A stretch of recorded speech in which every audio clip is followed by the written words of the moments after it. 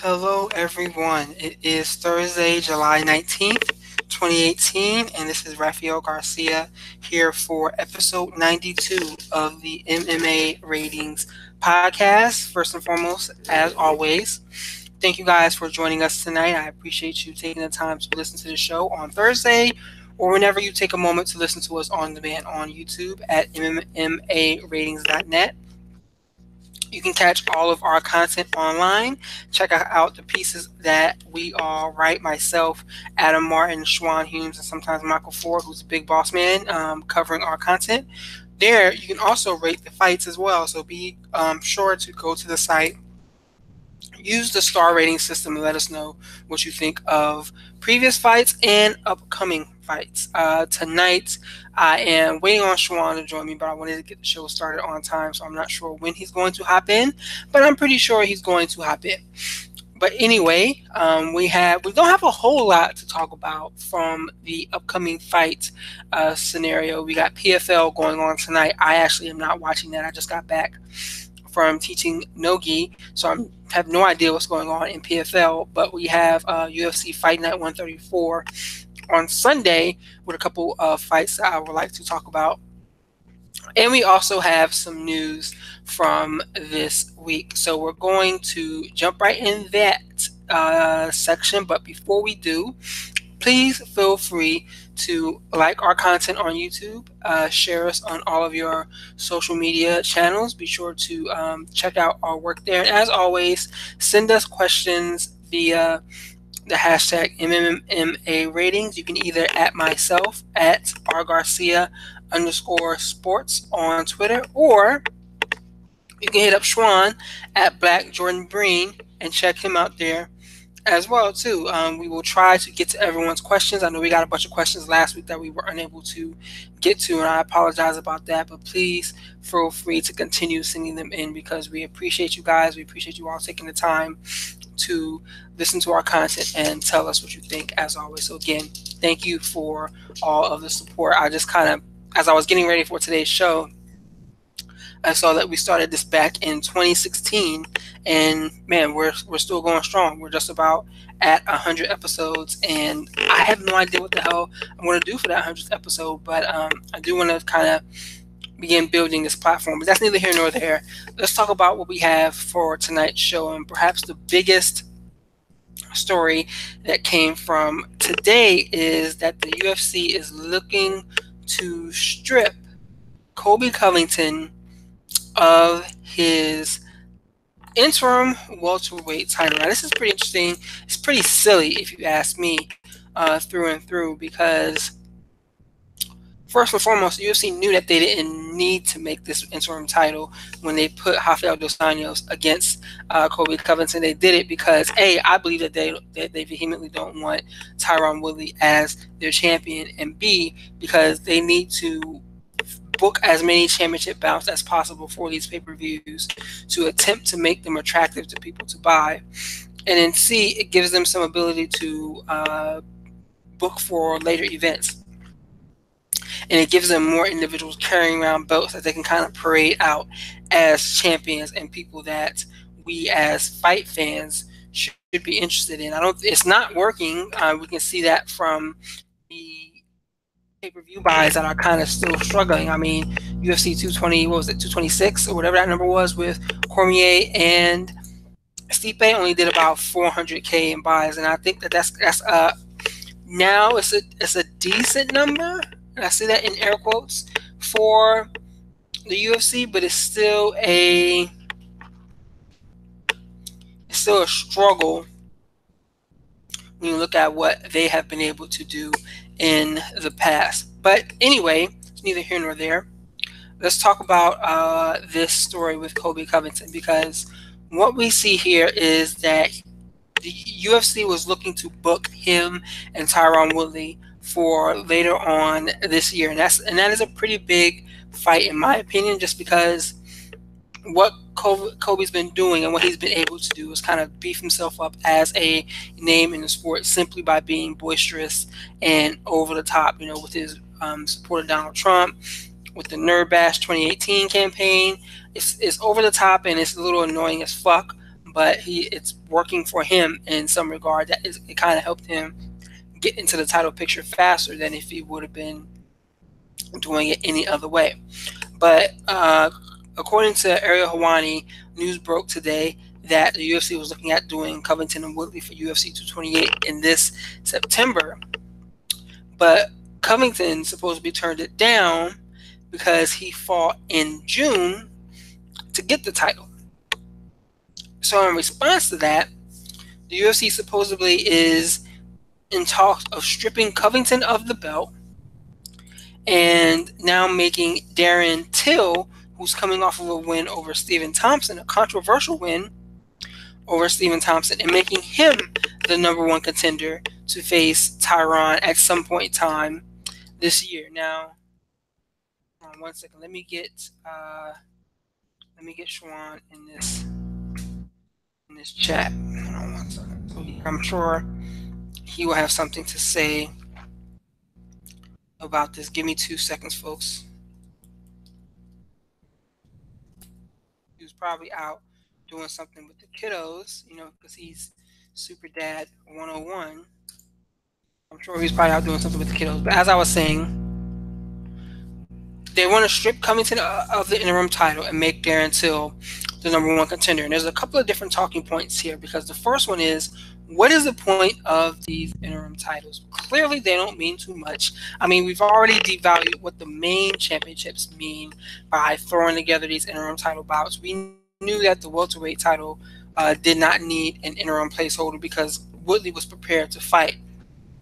So now they've probably put that in a worse position now if they're willing to strip Colby of it after a month after he won the belt, and they're willing to throw Darren Till in the main event. But before we go forward, Schwan, how you doing there, sir? Not too bad. How about yourself? Doing good, man. Doing good. You just stepped in as we're on our first topic, because we're talking about Darren Till supposedly replacing Colby Covington as the #1 contender, with the UFC stripping Covington of that welterweight title. What were your thoughts when you first saw this news break? My thoughts were kind of conflicted. One, it makes some sense because the UFC is kind of going overboard with the interim champion type thing.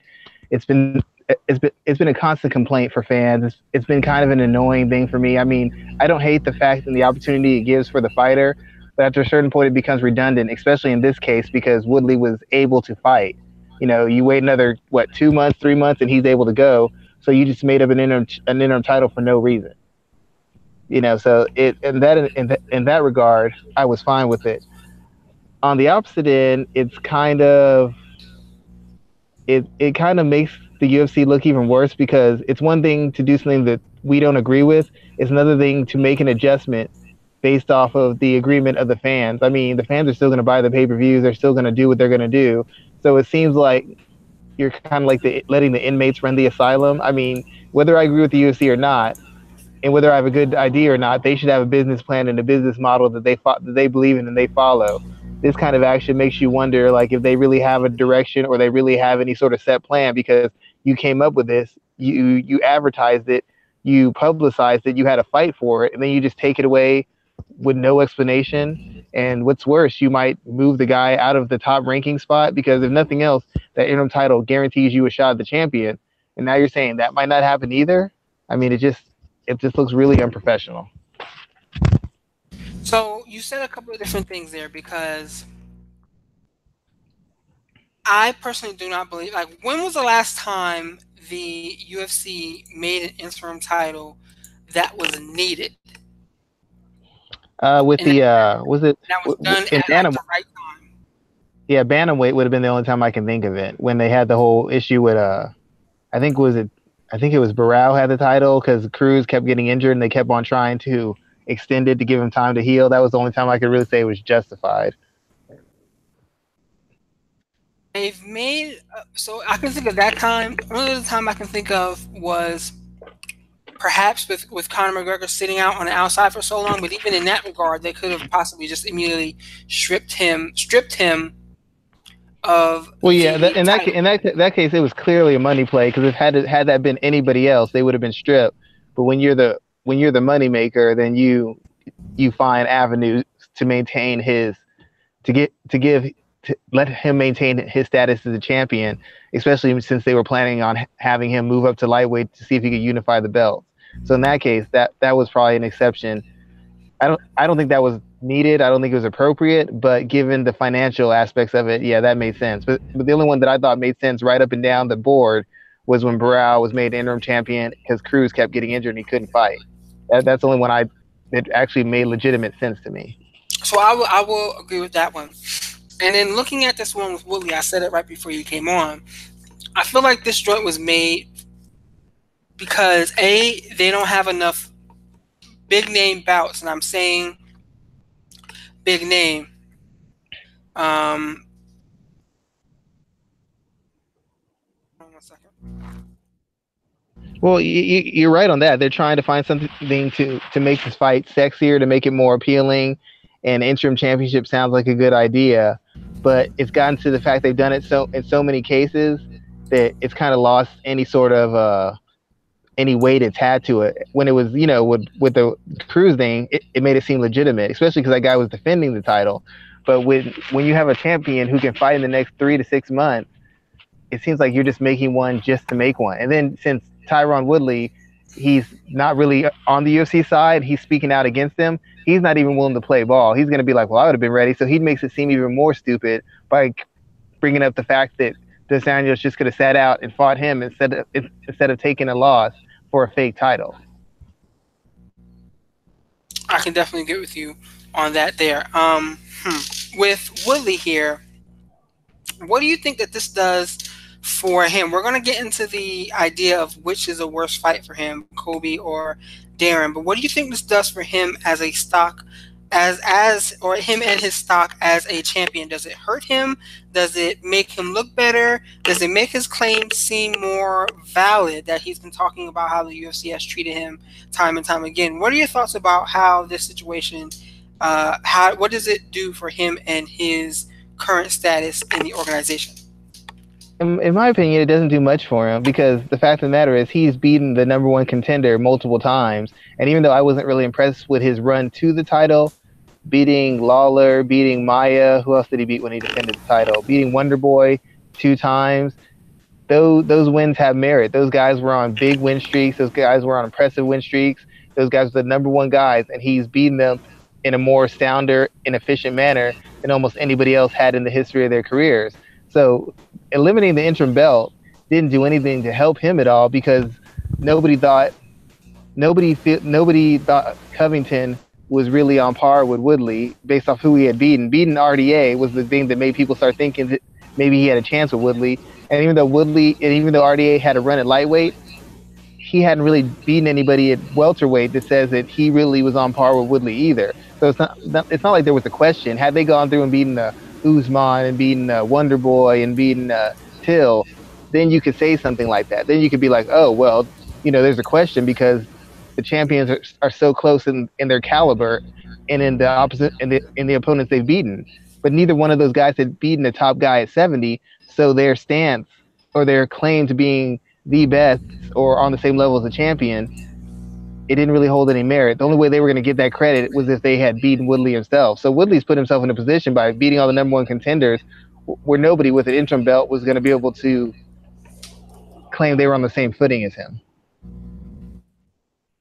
So Tyron is one of the men who's been champion for the longest amount of time, I think behind only DJ at this point in time.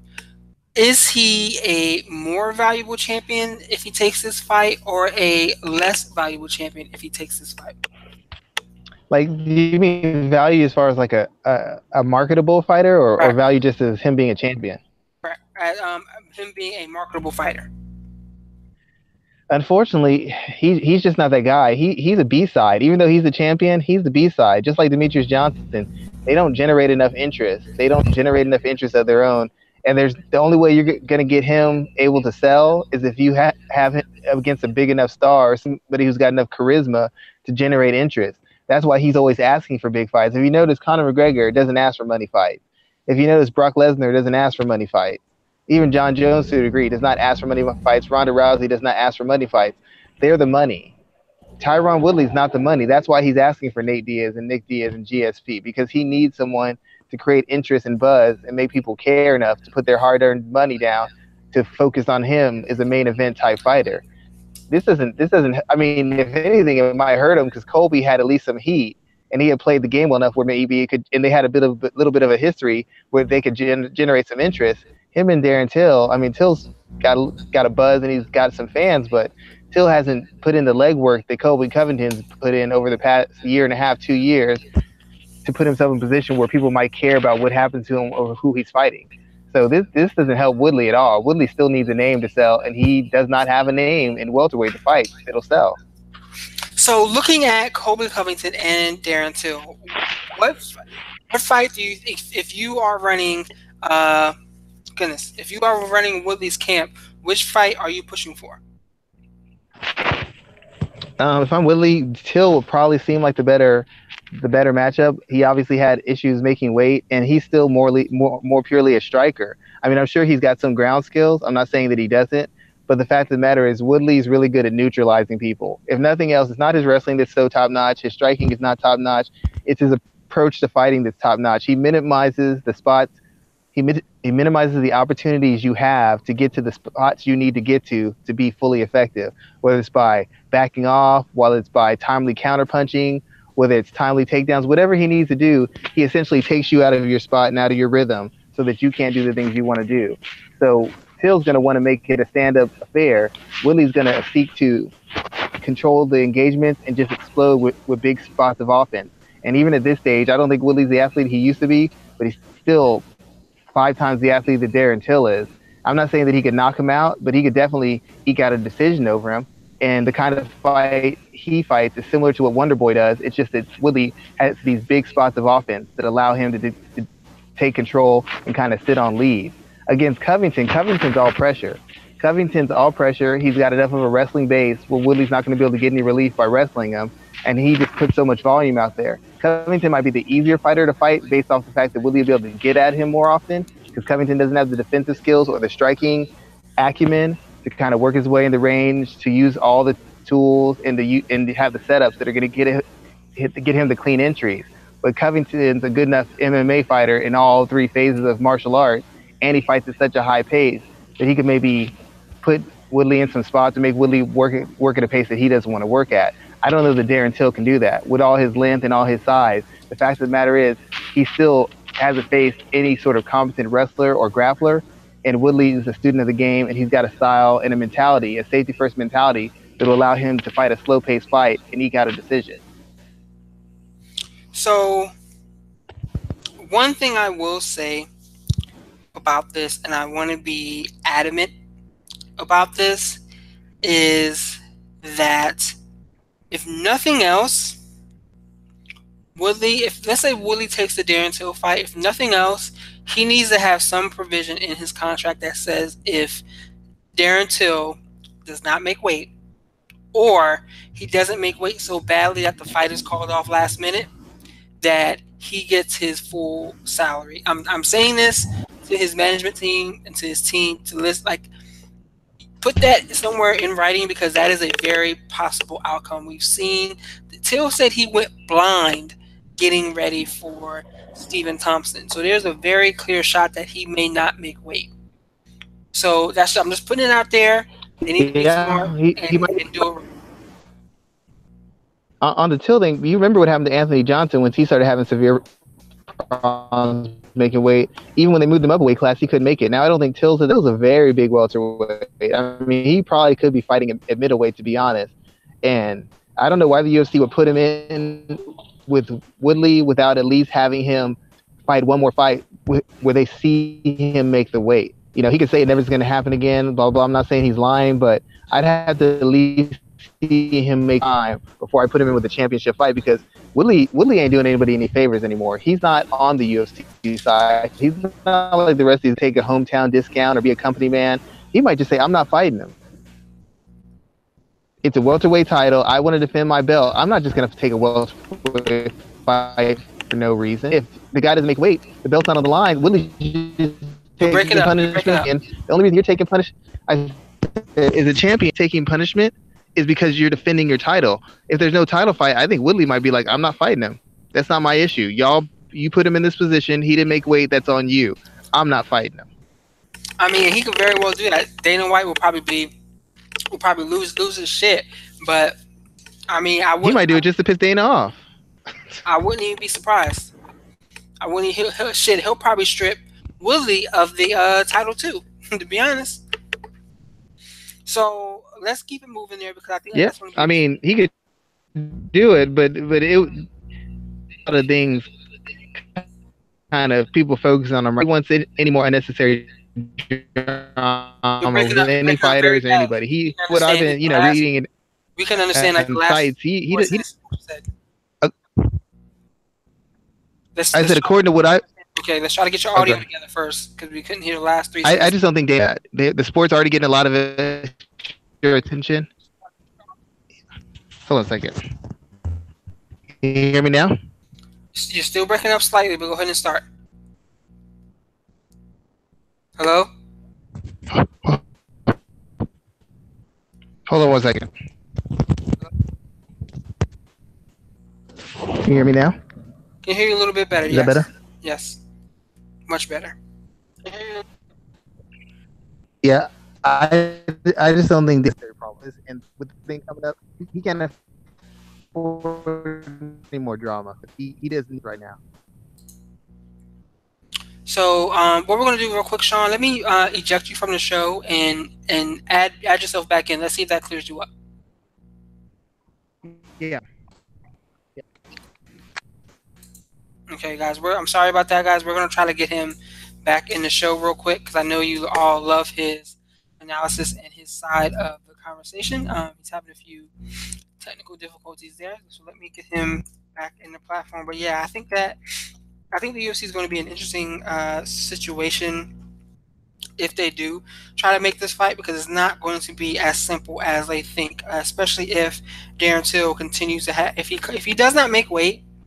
They're going to have hell to pay for trying to get Tyron to take this fight. And as Schwan was saying, he may not take the fight, period. And I hope that he gets some type of protections in his contract because I would hate to see this situation blow up in his face. And now he's fighting a guy who's like 10 pounds overweight like Stephen Thompson did, and Stephen Thompson getting a raw deal on that decision. So moving forward, we'll probably come back to. I want to come back to the couple of fights that have been announced, and I'm going to jump into the situation that occurred on Sunday with Conor McGregor and Vladimir Putin. Now, I'm not going to go super political about this. My stance on a lot of different things are probably very well known if you follow me on Twitter. Or if you happen to stumble upon my Facebook page, my political beliefs and opinions are well out there. But let's talk about Conor McGregor going to the World Cup final on Sunday with Vladimir Putin. And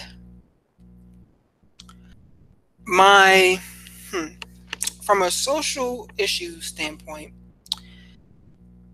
this is something that keeps coming up in mixed martial arts. We continuously see MMA competitors being linked to leaders in the East, whether it be through countries that used to make up the Soviet Union, countries in the Middle East, and it's countries that their leadership are huge MMA fans, huge MMA backers, and these fighters are linked to these individuals, usually through like financial ways or like sponsorship and support system ways that makes you kind of cringe in some ways when you realize what some of these leaders are accused of, what some of them have been found to be doing in their home countries. And when you look at that from a social issue standpoint, that's what I want to make sure I continuously harp on here. When you look at that from a social issue standpoint, it's just unsettling. This one is yet another example of the unsettling nature of mixed martial arts. And this is and I wrote about this actually on MMAratings.net and went up today. There are so many different situations where the UFC or MMA as a whole allows itself to be involved in situations that you would never see in other professional sports. I mean, in this piece, I talked about Andrea Lee's husband.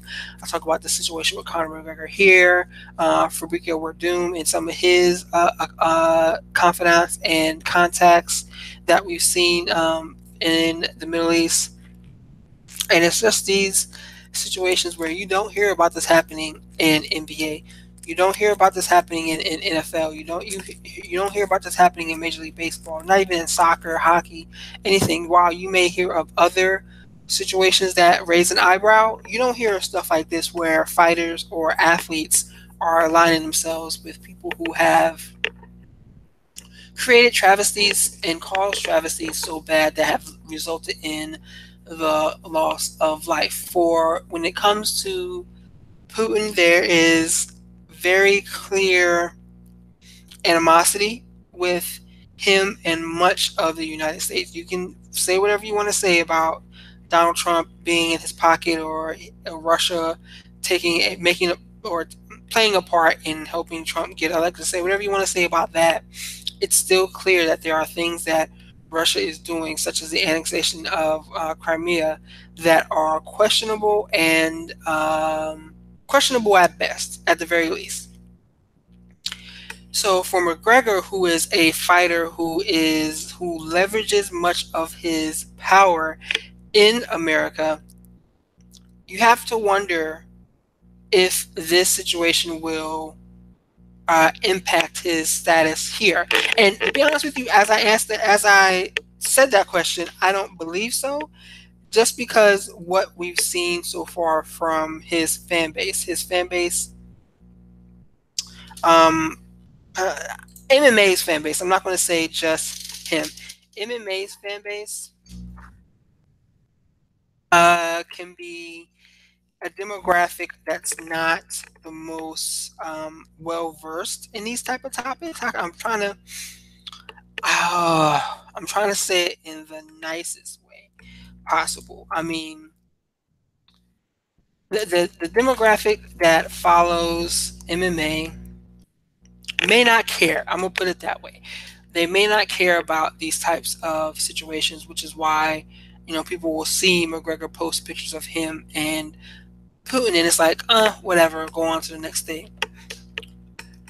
But what I'm going to say about this is that there has to be a point in time where not only the UFC, but major MMA promotions, I mean, Bellator, One, whatever it is, have to begin looking at the situation and saying, hey, maybe you should shy away from being involved with that individual. I mean, if we ever find ourselves in a situation, right, UFC has now moved over to ESPN, and they are part of the biggest sports broadcasting platform in the world today. That's why they call themselves the worldwide leader. The last thing they want is they do not want a situation in which major voices in ESPN are talking about MMA and allegiances just like this. I haven't seen anything, and I have not looked as well because personally I don't watch ESPN that much anymore. But I have not seen anything about Conor McGregor's Instagram post with Vladimir Putin on that site. But it's something that really can appear up there quickly, and it can escalate. I'll use the example of Andrea Lee when the situation came up with her husband having Nazi tattoos on his arm.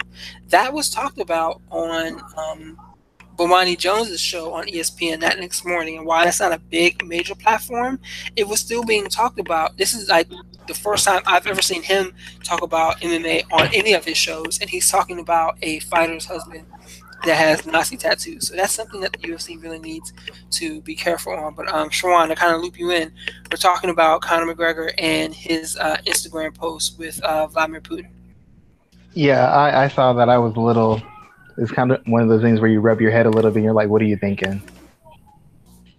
I mean, my biggest concern, remember when they first announced the ESPN deal, me and you talked about this, and my biggest concern was, how much of the little idiosyncrasies that make up mixed martial arts is going to come out to the mainstream public as a result of the ESPN deal, because now they cover it. Now they've invested into it. So when these things come up, when somebody kidnaps their wife, has a funky kind of tattoo, maybe rapes someone or something like that, that's going to be within their sphere of influence now. They're going to have to report on that. And UFC can't control ESPN. ESPN can't afford to have their integrity questioned by ignoring key issues like this. And it seems like every other week MMA's got somebody posing with somebody or has some links to Russia or something else that could be a big scandal if it ever got the mainstream media. And I don't see how it's not going to once the ESPN deal starts going into action. And that's what's big to me, because you already see ESPN covering this sport a little bit more closely now, and it's like, man, what's going to happen when you hear of Jamel Hill talking about Mike Perry wanting to call people the N-word just because he did a My 23andMe ancestry review, because Jamel Hill has a huge audience within the African American and sports community. I'm not saying she will, but if she questions the integrity of mixed martial arts, what do you think the black sports viewer who follows her will do next? Yeah, exactly. I mean, the UFC already has a hard time getting certain demographics, and then all of a sudden, just like that, to have that roadblock in your way to that demographic. And Dana White doesn't know how to manage any sort of sensitive situation with any sort of care. So, he'd only make it worse. It's the bad part about mixed martial arts. Everybody wants those big paychecks. They want that big money. They want that big exposure. But that exposure, that spotlight, shows everything. Not just the stuff you want to show us. It shows us everything. And ESPN is not going to back off. Like, I heard you talking about Bomani Jones.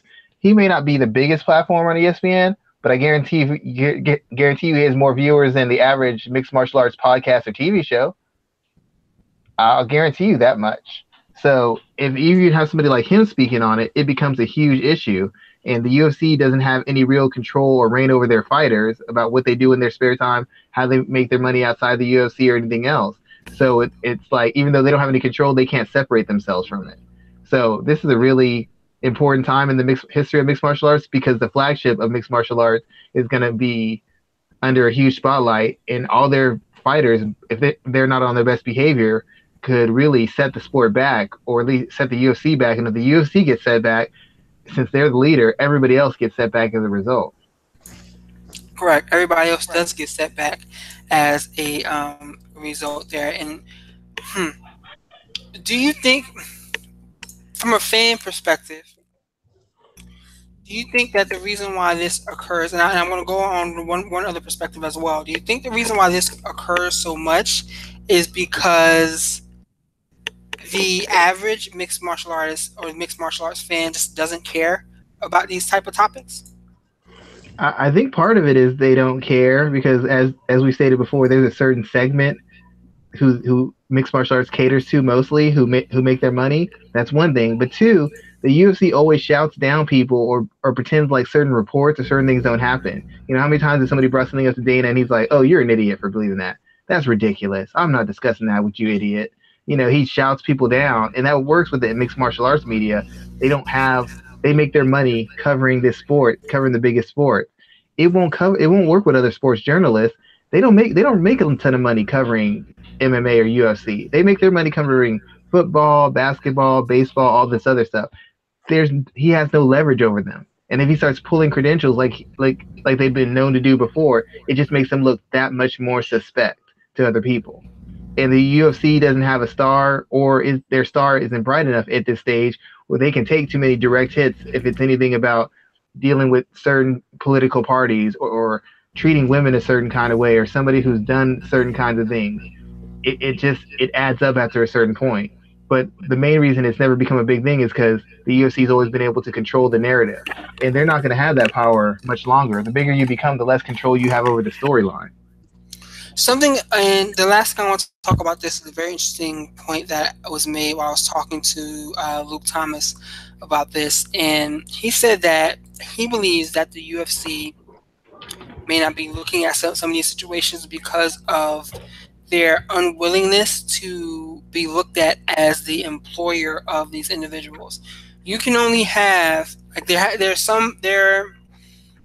a perception of a relationship if you begin monitoring and policing conduct outside of the workplace that opens up the door for people to ask questions. Well, if fighter A isn't an employee of the UFC, who are you to monitor and question their actions, PED wise, outside of competition? And if you open up that door, it creates a situation where it opens up many other doors about fighter pay, treatment, et cetera, et cetera. Well, that's a very good point. I mean, if they start, because the only way like Roger Goodell and other people can enforce that is because these football players are their employees. These basketball players are their employees. So if you're enforcing rules over people who are independent contractors, that makes it look kind of suspect. I mean, I guess the only option they would have is to be able to drop somebody, and they could just say, we dropped them for whatever reason. They're independent contractor. I can drop them for whatever reason. I can refuse to work with them for whatever reason. But then again, depending on when they do that, it just raises more questions. Well, this guy's on a 5-fight winning streak. Why all of a sudden are you cutting your ties with him now? Well, because we just felt like he's not a right fit. But he's on a 5-fight winning streak. Why are you cutting him? It has anything to do with the fact that he was involved with a drug thing or public drunkenness, or he beat his wife, because like you said, if I'm not really your employee, if I'm not actually doing something that breaks the laws of the sport, you don't really have a right to cut me off. There can't be a morality clause because I'm not really your employee. I'm just an independent contractor. I work, and you just give me a platform to work on. You don't really pay me or cover me and employ me like that. So you don't really have a space to drop any laws or take any moral stance against me. So this actually, that's a very good argument, and I don't see how the UFC is gonna, if the sport becomes picking up steam as a result of the deal and more eyes on it, I don't see how they can constantly tiptoe around that. At some point, it's going to come to a head. Because if you don't have any control over these fighters, then why am I giving you my money? If you're going to have some homicidal maniac on your team, or you're going to have a racist fighting for your company, like you said before, if they're not really your employee, how do you enforce anything? And what's interesting is they've kind of waded into these waters before. Like, you remember there was a time that they cut a fighter because he had white nationalist tattoos on his chest. They didn't want anything to do with that, so they immediately cut him when someone recognized it. And did they cut him when somebody recognized it, or they cut him when they realized what it was? Because you don't make that kind of mistake. Well, the way it was described, this is from a couple years back, that somebody they were under his clothes, so they recognized it when he was taking off his shirt for a like a weigh-in or a medical exam or something like that. Someone saw the tattoos, reported them, and then they immediately cut him afterwards.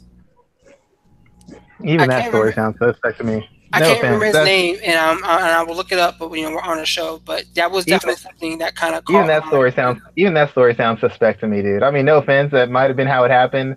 That sounds, I don't know about you, but that sounds fishy to me.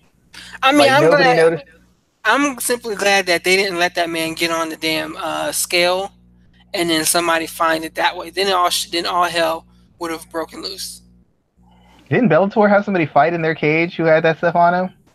I know that they've had issues with what's her name?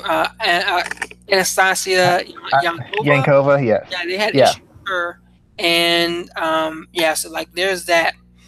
But what I was going to say was, look at what they did with Leslie Smith. If they can't continue to treat people that way, if they are going to begin monitoring actions outside of the cage. That's why they really couldn't do anything with Conor McGregor when he leaped into the Bellator cage. Like, they couldn't do anything because he's not technically on the clock at the time. If they begin to put in regulations in place to mitigate these type of situations occurring when people are not in a cage, they are opening themselves up to criticism as if they are actual employers, and we know that is something that they do not want to do. Well, it's true, and I'm not on the UFC side of this at all, but all the fighters, and there's many fighters who are hoping the added exposure brings these things to light and puts the UFC on Front Street. I hope they understand that when this spotlight comes on, your actions or lack of action is going to get highlighted too. It's like nobody's going to be shielded from this. The UFC might get exposed and might have to answer some tough questions, but if you have a fighter in your camp who did these things, you know what reporters do to players on teams whose player does a crime or something. What do? They ask everybody. They start researching into things. So people, if you start lying or speak up for somebody, now you're on ESPN saying that, oh, this guy never did that. His wife is a liar. Her husband's a liar. You know, it's a double-edged sword, and nobody's thinking about this when they're thinking we want more money, we want more attention, we want these rights. You can get all that stuff, but it comes with a price. And I don't know if every mixed martial arts fighter carries himself in a manner that allows them to benefit fully from all this attention and possibly money they might be getting. You start getting big money, people start asking tough questions about you, your camp, what you do, if you failed the drug test, if you have a history of spousal abuse, if you've ever made any sort of racist or sexist comment on Twitter. Mixed martial arts guys aren't used to that kind of attention. It's normal for NBA and NFL, but it's not normal to mixed martial arts type guys. So it could really cause some problems moving forward for these guys. It might bring up some stuff that might put them in the crosshairs of the public. Yeah, that can certainly be a long-term issue that the UFC does not want to deal with. I want to talk about two women's fights that have been announced in the coming days. The first one is, maybe I will say, least important, the least important of the two, as Alexa Grasso was pulled out of her fight against Angela Hill, and Hill is now facing Courtney Casey Sanchez. What are your thoughts about this fight here? What are your thoughts about this replacement for Hill, and how does this fight look compared to the first one? It's not as big a name. Casey's name doesn't carry nearly as much weight as Grasso's. Grasso has kind of a fan base. She's not a huge star, but she's the kind of person who draws eyes because she's of Mexican descent. She's a lot of people consider her very attractive, and she's got an exciting style, and the UFC is behind her. So that was a chance for Hill to kind of break through against an opponent who was ranked, but an opponent who's been very vulnerable and had a favorable style matchup to her. Courtney Casey is a fighter who's been terribly inconsistent, great athlete, but terribly inconsistent. She wins some, loses some. She can't really ever put things together at the highest levels. And she's a very good grappler, and she's a very good athlete. So whereas Angela Hill might have had a slight advantage as far as speed and quickness against Grasso, I don't believe it exists against Courtney Casey. I think Courtney Casey is bigger, stronger, and a better athlete than Angela Hill. And while Courtney Casey's not a great striker, she's tough and she's durable, and she's willing to exchange a little bit. All she needs to do is get her hands on Hill. She'll dominate Hill on the ground. She gets Hill on the ground or Hill takes her down, she can finish Hill anytime she wants, in my opinion. She's done better against better. She's faced a better opposition than Hill. She's, in my opinion, for the most part, performed better against better opposition than Hill. She's bigger, stronger, and I think she hits harder. She's a better grappler. The area Hill has an advantage of is striking. Hill's a better offensive striker, better clinch, better at range. But Hill's defense isn't great. Hill doesn't hit for power. She hits for average. And being that I think she should fight an atomweight, I don't think that Hill takes the greatest shot either. So there's a lot of ways that Courtney Casey can win this fight. I'm not saying it's impossible for Hill to win because Casey, her cage IQ is terrible. But Angela Hill is best when she has certain physical advantages. In this fight, she does not have those physical advantages. I'd say Courtney Casey is better than Ashley Yoder. And Ashley Yoder gave Angela Hill a whole lot of problems in that fight. So she's got a bad style matchup against a better athlete with a less known name that's going to get less attention for her fighting her. So it in my opinion, it's kind of a loss all around for Angela Hill. If she wins, it's still a good win, but people think better of Grasso than they think of Casey. So it's not going to carry the weight that beating an Alexis Grasso would carry. It's just a harder assignment for less of a reward, basically, for Hill. I like how you said that. The harder assignment for less of a reward. That is very an interesting way to break it down. I hope she's taking this fight seriously because she can't afford a loss. She just now beat an actual ranked opponent, and it was the weakest ranked opponent they had because Morose has been on a losing streak. She loses to Courtney Casey. That's a huge setback. Any goodwill she has on that 2-win win streak, or 2 out of 3 wins, she's two wins out of 3 fights, ends. She goes all the way back to the back of the line and she loses to Casey. and there's a very good chance she could lose to Casey. A very good chance. Let's see. So the next one I wanted to talk about was the what is this? The flyweight women's fight. This is something that people have been talking about for a long time. It's finally been scheduled.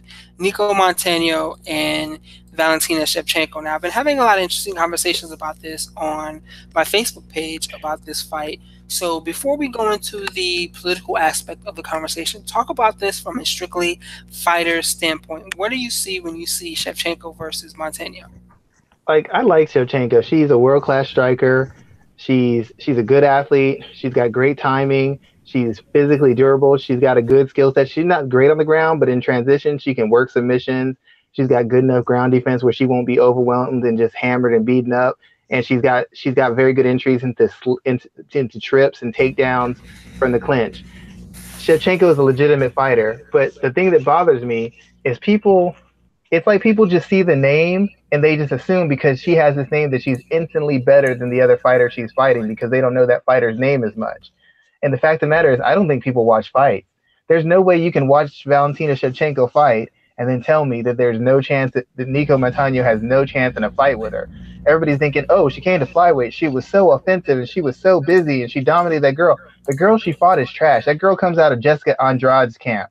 Jessica Andrade's camp focuses on durability, pacing, and physicality. If they can't overwhelm you physically, they can't win a fight. And I can say that about Jessica Andrade because she hasn't improved one lick since she's been in the UFC for the past 3 years. She's the same fighter. She has not improved at all. They're not a technical camp. So she beat up on a girl because she's a better class of athlete than her. And even at bantamweight, she had wins. I get that. She had wins. She beat Reigns girls. But if you look closer at who she beat, who did she really beat? Who was it that she was not? She beat Holly Holm, but since then we realized that was a matchup between two strikers, and Holly Holm has very specific technical holes in her striking, namely her footwork and her lack of defense when she's attacking. She has no defensive responsibility when she's being offensive. When she leads, she walks into shots, she walks into counter, she gets taken down, she gets pushed back, she backs up in straight lines. There's a lot of ways if you're a good striker, you can attack Holly Holm. She beat Sarah Kaufman. Sarah Kaufman's not a great athlete. Sarah Kaufman's not a devastating striker. Sarah Kaufman's not a great standout grappler. And yet she had a split decision win over Sarah Kaufman. She didn't just dominate her and have her way with her.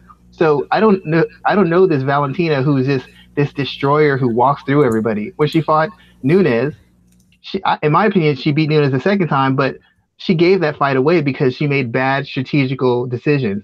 Instead of filling the space with activity, she let Nunes dictate things. Nunes kept throwing and kept being active, and she kept backing off, trying to set a trap for Nunes. So the judges see her backing up. They see Nunes constantly throwing. You know, she's not throwing a ton. She's throwing more than Valentina, and she's throwing big power shots. Nobody in her corner told her, hey, you're losing this fight based on how the judges are looking. And then when she fought her the first time, Nunes was having her way until Nunes overextended herself and got tired. Those are actual facts. So as good as Valentina is, the fact is she's not very busy when she's facing an opponent who's comparable with athletic ability. She's not very busy or offensive when she's facing someone who's got enough seasoning and skill to not give her wide open lanes to counter and dictate the pace of the fight and where the fight takes place at. Montano is not very experienced, but fighting in that tough house, she fought a former Invicta bantamweight champion. She beat the former pound-for-pound flyweight champion of the world in Honchak. And then she beat Modafferi, who's one of the most experienced and decorated fighters in women's mixed martial arts history. She jumped up light years in experience from fighting those three. And she's got good striking. And she knows how to use good footwork. And she knows how to transition from striking into grappling. And she has good defensive grappling and counter grappling game. The fact of the matter is, even though Shevchenko might be the better striker, Shevchenko does not attack with volume. She does not force a pace, and she will let a fighter dictate where the fight happens and how the fight happens because she's looking to counter exclusively. Just because I saw her be offensive against a nobody, that means nothing to me. That means nothing to me. I need to see her do it over 5 rounds, and I don't think she can. In spots, she can be offensive, but she can't ever maintain it. So it's very likely that Montano could follow the exact same blueprint that Nunes followed, where she just does just enough to score and just enough to keep the volume out there where Shevchenko can't land anything big, and she just basically ekes out a decision over Shevchenko. Most of Shevchenko's wins aren't unanimous. They're split decisions at the highest level. So even when she wins, it's never just a clear, dominant win. The way she fights guarantees it's going to be a slower paced fight, and it guarantees that the other person's going to have opportunities to get their work in. And until she shows me difference against a high-level athlete or a high-level fighter, I can't see it any other way. But people are going to say, "Oh, Shevchenko's the best." She may be the best, but I've got to see her do it against real resistance. And every time she's faced real resistance, she has been unable to find another gear to get her over the hump. I mean, she's on a 2-fight losing streak to Nunes. She only won 1 fight in between that. In her last 3 fights, she's 1-2 in her last 2 fights. Excuse me, her last 2 fights at bantamweight. So now she's 500. In her last 4 fights, she's won 2, she's lost 2. And only in one of the fights she won was against a fighter who wasn't UFC level in the first place. So I don't understand why people are so biased against her. She might go out there and mop the floor at Montano, but if you look at the fights and you look at her style and you look at how she likes to enter and exit, she likes to set her things up and the pace she likes to work at, there's no one who can tell me they feel 100% secure that she's going to win this fight in dominating fashion. She's never done it before against anybody with any sort of athletic ability and anybody with any sort of balanced skill set. Beating up Juliana Pena means nothing to me. One-dimensional fighter. Anybody who's had multiple dimensions and has some good coaching has caused her problems. Even Holly Holm dropped her and had her in position to overwhelm her. So she's not this dynamic, I finish everybody, I just control and dominate everybody fighter. But that's the impression everybody's got off that last fight at flyweight. And that's just not true. Look at the tape. You have to look at the tape, how somebody fights over a period of time. And you're telling me she's going to change that over in less than a year, having only fought once in a year? I don't buy it. I don't buy it at all. I mean, you went into it. You went in there, and that's a lot of, and those are a lot of talking points I used when I was having this debate about this fight. Personally, from a political standpoint and a marketing standpoint, I get it. Wait, Raphael. One last thing. See, since you're my friend, there's certain perks that come with it. When people start talking to Facebook, like, you don't know what you're talking about. Look, my co-host helped train no worse than the number 3 strawweight in the world for their fight. Her camp came to him. So he says I know what I'm talking about, and I'm saying it's going to be a tough fight. So I'm just going to have to say that you don't know what you're talking about. Not that I'm not wrong sometimes. It just so happens so rarely that it makes me feel like I'm not wrong ever. So I mean, there you go. We can look at the track record. We can look at the articles where I break it down and you see the fight and you're like, did you know somebody in the camp? Like, how did you call it like this? I just know what I'm looking at. Most people do not know what they're looking at. They don't watch film. They just watch fights. They watch fights, and that's different than watching film. Totally different. So it could go the other way. I'm just telling you, look at the actual facts. Look at breakdowns. Look at other people's breakdowns, and then look at how they say the fight's going to go. What you're saying she's going to do goes against everything you said about her for the past 3 or 4 years. So either she's a hugely evolved fighter, or you're a liar because you said one thing about her for the past 4 years, and now you're saying she's going to do the opposite in a year, having fought only once. That doesn't even make any sense. That makes no sense whatsoever logically. So they're going to have to admit they either call the analysis wrong, or they're just outright liars. They were just saying something that sounds good. Because everybody who's analyzed her and built her up and said the opposite of what they're saying that she's going to do against Montano. So unless Montano's a total pushover, which we know she's not, you don't beat contact if you're a pushover, then these guys are either lying about their analysis or their analysis is completely wrong. They're going to have to admit that. That's the only way the point they're making now makes any sort of sense. And they're never going to admit that. So there's no argument to be had. I mean, I really agree with you there. And what I think is most interesting about this, I'm going to look at this from the political standpoint. I get it. I understand why Shevchenko is getting the title shot before Sijara's Eubanks. Sijara's beat Lauren Murphy. So let's back up. Even before that, she earned a title shot on the show. Yes, she struggled with the weight issue that caused her to drop out of the fight, I think a couple days before. Yeah. So I get it. Now, rewind the show maybe about 30 minutes ago, 30, 45 minutes ago, where we were just talking about Darren Till, who came in 8 pounds overweight, complained about going blind in his weight cut, and he's getting a title shot off of a very questionable win over Stephen Thompson that he would not have gotten if he would have fought that man in some other country. If you're okay with Darren Till getting a title shot, but you're questioning Sajar's not getting a title shot, that is all I need to hear. I understand that Shevchenko is more marketable. She's a very attractive. Is she really though? Is she really though?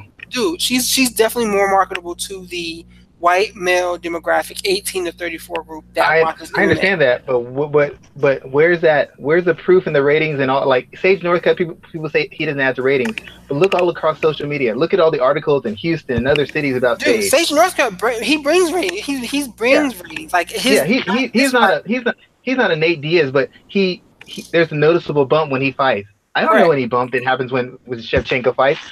Nobody showed me any ratings that have gone up because she's on there. What did that main event with her and Juliana Pena do? It didn't break any records. The whole point is, though, that she has the look that the UFC likes to push. That's what I mean by more marketable. It may not have translated into any results at this time, but she has the look that they like to push. So, of course, I understand that's that. And with Sajar being a black female, I believe she may be. I'm not going to make that assumption, but just from her being a black female in MMA, she's not going to get that as much push. I think she's one of 4 black women on the UFC roster, I believe. I think it's a very logical statement to make, and I've said this about Woodley before. This is the problem that all the black fighters have. A lot of the white fighters, especially the ones that come from other countries, they have their countrymen and they have their demographic on lock. Tyron Woodley does not have his demographic on lock. Floyd Mayweather does. Tyron Woodley does not. Sajar Eubanks does not have her demographic on lock. Clarissa Shields does. Sajar Eubanks does not. So because they don't, they can't even bring the full brunt of the African American demographic to them because they don't have that fan base. So it makes it easier to look over you, even though Sajar Eubanks has beaten the higher ranked fighters than Shevchenko, and even outside of the house, they've each had one fight. Shevchenko got a showcase fight against a nobody. Sajar Eubanks beat Lauren Murphy, who was like somewhere in the top 5, who off of a win over Honchak. So Sajar Eubanks' win carries more weight than Shevchenko's. So politically, I understand why it's happening, but it makes no sense, and it makes the whole old division seem like a farce to me because you talked more about the challenger than you have the champion or the person who earned a title shot. 2 people did the work. They've been overshadowed by somebody who lost a title fight at bantamweight and beat a nobody at flyweight. And all we can do is talk Shevchenko. Based off of what? Who is she beating? Roxanne Modafferi's been more impressive at flyweight than Shevchenko has. Liz Carmouche has more legitimate wins at flyweight than Shevchenko. Jessica Ai has better wins. Jessica Rose Clark has better wins. I don't know anybody who doesn't have a better win at flyweight than Shevchenko. That win means nothing. It is garbage. And I say this as one of the few people who actually pays attention to women's mixed martial arts. That win means nothing. That's like me beating up a hobo on the street and saying, oh, yeah, I'm 1-0 in fights. It means nothing. You have to beat someone who can resist and put up a fight, and she beat the easiest fight in the division. So what if she dominated? Big deal. I don't care. It makes no sense. And what if she loses? What if Montano beats her? How bad does that make her look? I mean, I'm not disagreeing with you at all, and I'm interested in seeing how this fight plays out, because if Montano does win, then they need to put some respect on her name. Like they really need to, because how are you the first champion for a division and you get the challenger being talked about more than you? A challenger who's not a superstar either. Come on, man. And I get it if they are if we're having these conversations because Montano's been injured. That part I can get, because yes, I've always talked about, I've not questioned fighters not coming off of a long layoff, but that is a red flag to me, seeing them return. If you want to talk to me about that, we can talk about that. But Montano's been getting hate from day one, and I think part of it is because the way the UFC has positioned Valentina in a way that she's some star that every woman is going to bow down to sooner rather than later, and I'm questioning that. They didn't want. First of all, I said this when I talk to Arlene all the time. Me and Arlene are cool. Arlene Sanchez, the best women's coach in mixed martial arts. How that got no publicity at all is beyond me. There's not enough women at the highest level of mixed martial arts for the best coach, who's also one of the best coaches, who is the best female coach in mixed martial arts, to get no interviews. I see Michael Winklejohn on TV all the time, and Greg Jackson. They've been on a losing streak for the past year and a half.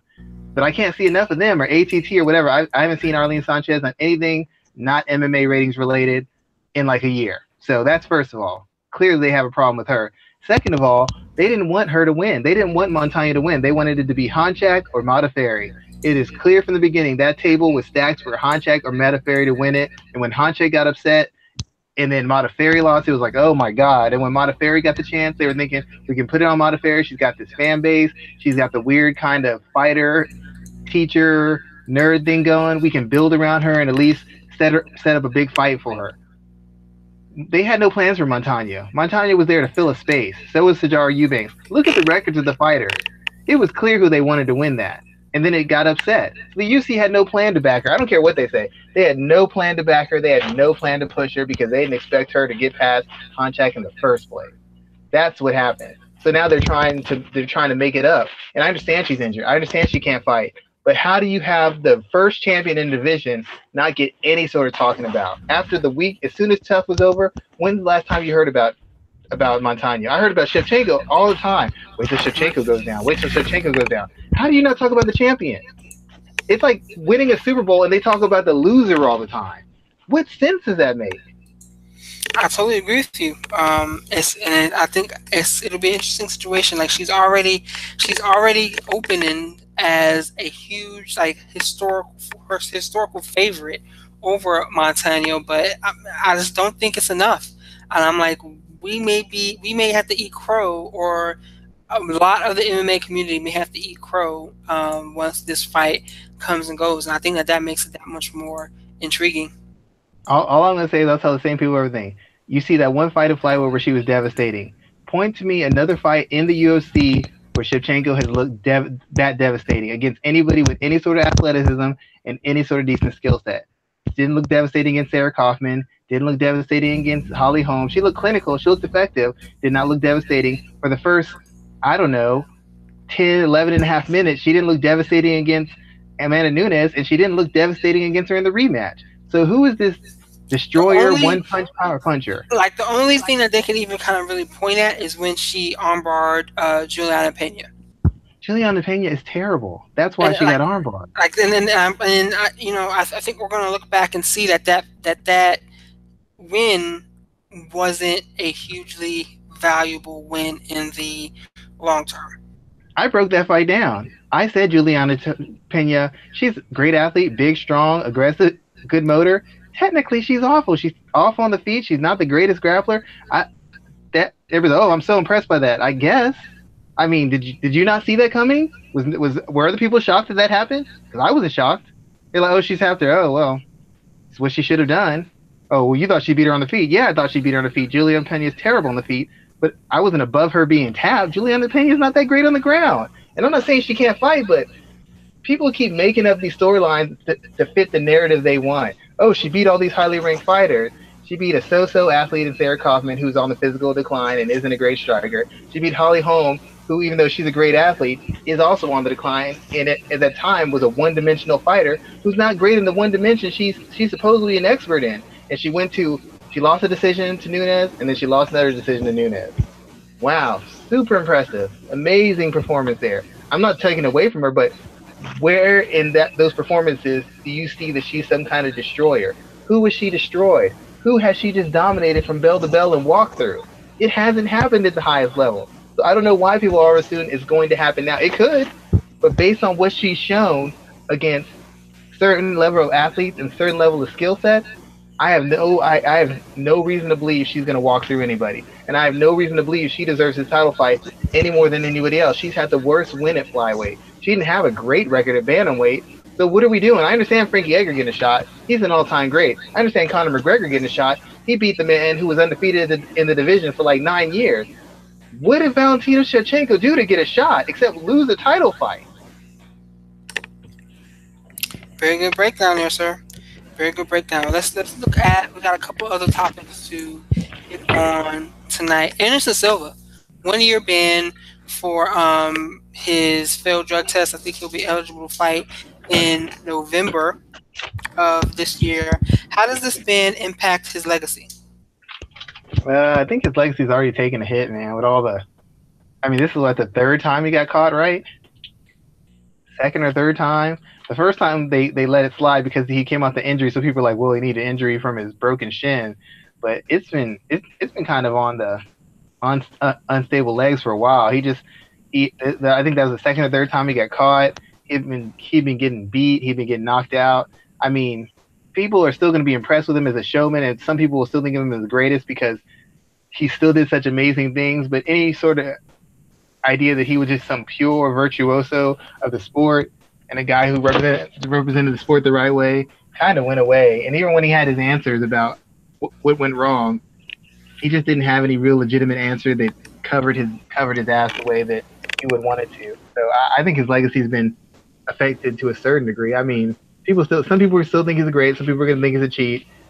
He's still going to be a fan favorite to a degree, but I don't think this affects his legacy any more than it has. Yeah, I definitely agree with you on that. I don't think it's anything it's nothing to see here. His legacy's already been tarnished. I don't really care to see him continue fighting. While we still are questioning like the impact of PEDs, it's still, that asterisk, for lack of a better term. I just kind of looked at this baseball book I have on PEDs. Yeah, I don't think there's really too much more to talk about here in this situation. I'm still a fan of his. I don't dislike him, but I don't get so hung up on the PED thing. I don't do that like everybody else. I understand why people do. I'm not one of those people. So I'm still a fan of what he does. I think he's a great fighter, but his overall image, it's already taken a hit after the first time, and I think the second time it's just a bit much. People who like Anderson at this point like him. People who don't. That's pretty much the way it's going to be from this point on. I agree with you on that. So we have one UFC event, UFC Hamburg, this week, and there's only two fights I really wanted to talk about here, and that's the main event with what's his name, Anthony Smith and Shogun Rua, and the co-main event between Corey Anderson and Glover Teixeira, because I believe that this is an opportunity for both Teixeira and Rua to kind of leapfrog and jump into the 205 picture, because Daniel Cormier is already talking about fighting Mauricio Rua to defend the 205-pound title before fighting Brock Lesnar to defend the heavyweight championship. So let's look at these two fights and let's talk about which man would you rather see become the top contender with a big win on Sunday. I don't really know. The thing about it is Cormier, and I don't even know he gets back to light heavyweight. I mean, when you have that heavyweight eating schedule, man, it's a tough cut to go back down. You don't know what that's going to take out of you. Ask Roy Jones. He moved up to heavyweight, then he came back to light heavyweight and got knocked out. So I don't know if they want to even try that. But if they do, I don't know that either one of these guys is really the most appealing guy because most of them have been suffering a bit of a physical decline. Shogun doesn't take punishment like he used to.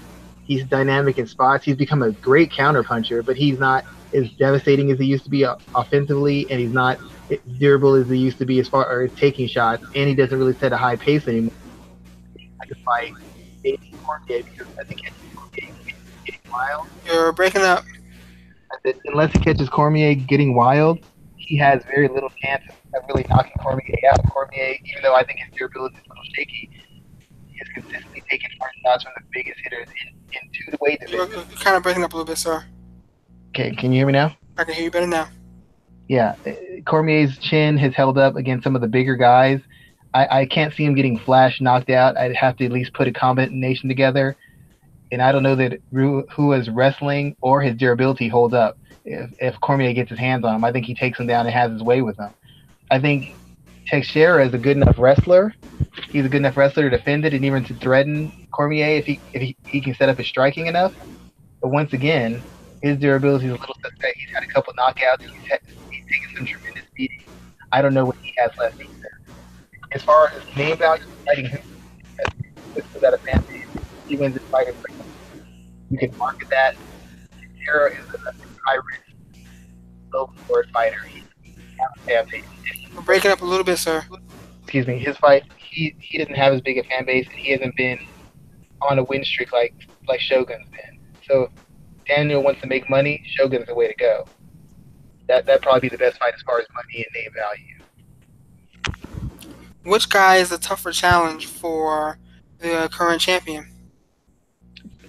I say Teixeira. He's got his wrestling. I think he could probably hang a little bit in the wrestling exchanges. I don't know that Shogun could defend a takedown from Cormier at this point. I've seen him taken down by lesser fighters. I've seen him put up against the fence by lesser fighters. Unless Cormier was totally shot from making the weight, I think Teixeira presents the all-round threat because he can grapple a little bit, he can wrestle a little bit, and he can strike a little bit. His style of striking isn't going to get him taken down. I don't see how Shogun doesn't get taken down left and right by Daniel unless he chooses to exchange with him on the feet. Okay. Interesting take there, sir. What else? What else stands out to you on this card? Because I didn't see a whole lot, but I'm sure that you can dive into a little bit more there. Really, those were the two fights that made the most sense to me to focus on because now with Alexander Gustafsson's opponent falling out, whoever wins this fight pretty much might be put in the front as far as a chance at a title fight, or if they decide to go the interim title route, then they'd probably be in the leader going into the house. That's why those fights mattered a lot to me. And then on the other side, Anthony Smith has some potential as a light heavyweight, and they're giving him a fight which is winnable for him and over name. There's a lot of guys who've made their name by beating Shogun. He's going to get his opportunity. Corey Anderson is getting another opportunity to prove that he has the goods, and he's got a wrestling heavy style, so he can essentially eliminate Glover's ability to dictate fights by wrestling, because recently Glover's been getting touched up on the feet, and then he out-wrestles guys a decision. So being that Anderson's young, he might be able to put the fight in certain positions and overextend Glover, maybe wear him down like Phil Davis did and take over. But those fights have actual direct impact on the light heavyweight title spots right now. The rest of the fights on the card, they're not unimportant. I just don't know that they have any immediate impact on their weight divisions right now.